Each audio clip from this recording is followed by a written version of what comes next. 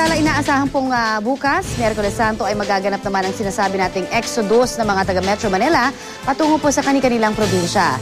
Pero marami pa rin pong mananatili sa NCR para dito ho mag-Semana Santa. Yung bang ayaw makisabay sa traffic, di ba? Dahil dyan, abalang-abala pa rin po ang MMDA. Kaya naman, aalamin po natin ang mga ginagawa nilang paghahanda. Makakasama po natin dito sa studio si Attorney Emerson Carlos, ang Assistant General Manager for Operations ng MMDA. Magandang hapon po sa inyo, sir. Magandang hapon po. Alright, maaari ho bang malaman namin yung update lang sa MMDA efforts para ho sa Semana Santa? Well, para sa mga maiiwan dito sa NCR, meron pa rin po tayong mga activities. Kaya handang-handa ang ating MMDA dito. Unang-una sa Huwebes Santo, inaasahan natin ng trek ng mga tao papuntang Antipolo. Okay. Yung pilgrimage doon. Tama, as well as yung papunta doon sa San Jose del Monte, yung grotto doon. So ito pong MMDA, nakaantabay po dito. May mga enforcers na po tayong madideploy dito sa lugar na ito. Yung assistance po na ibibigay ng mga i-deploy nating MMDA enforcers patungo sa Antipolo at sa ilang pang mga pinupuntahang lugar pag Semana Santa, ano ho yung maasahan? Well, maasahan po natin, meron po tayong rescue and ambulance group. At ang lagi pong nandun yung ating traffic assistance. Talaga pong hindi po natin papabayaan na magkaroon po ng pag-obstruct ng ating mga behikulo dahil po sa mga naglalakad na ito. At may dagdag ko rin lang, Connie, sa Biyernes Santo, meron pong pag-ikot ang prosesyon ng mahal na poong Nazareno sa Quiapo. So asahan din po namin. Matindi rin yun. Yes, marami pong pupunta doon. Kaya kami po ay handa rin po dito sa mga rerouting na mangyayari dito sa Quiapo. Maaari ho bang makita yan sa website ninyo, yung mga gagawin natin mga rerouting na yan? Yes, makikita po namin to sa website natin o kaya pwede kayong tumawag sa 136 para sa hotline ng MMDA.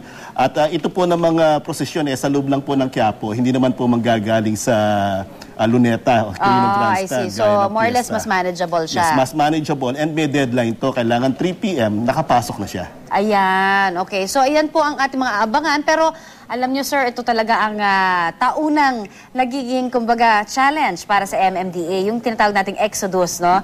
Holy Wednesday, in-expect natin na probinsya na po ang karamihan sa mga magbabakasyon para sa Holy Week. So ano ho ang ating ginagawang paghahanda? Ilan ho ba yung mga inaasahan nating MMDA traffic enforcers na nakakalat? Well, para sa pag-alis ng mga tao dito sa Metro Manila, meron po tayo nakakalat ng 1,960 traffic units. Well, ito na po halos full force na po namin ito. Makakatulong naman din po natin dito yung mga iba-ibang ahensya. Gaya ng PNP, LTO, LTFRB, CHPG.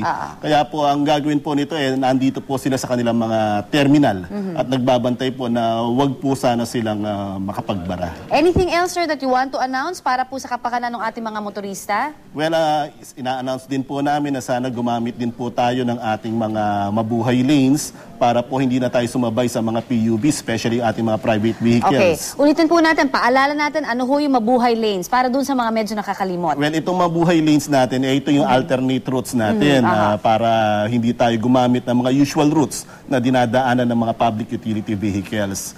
Again, yung mabuhay lanes, ito ho'y makikita natin? Makikita po natin to sa ating website at madali naman pong mahanap ito. Ano ho ang website natin ulit para ho dun sa mga nagpapanik na dahil ayaw matraffic? Ang website po ng MMDA is www.mmda.gov.ph.